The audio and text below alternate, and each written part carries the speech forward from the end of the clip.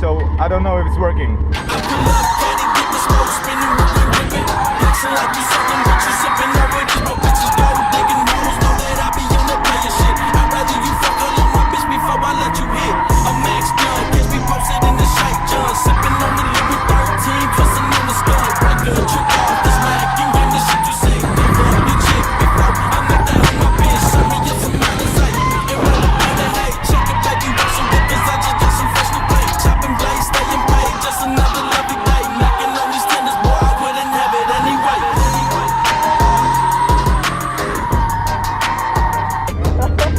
That's nice. Oh, we need to do it one more time.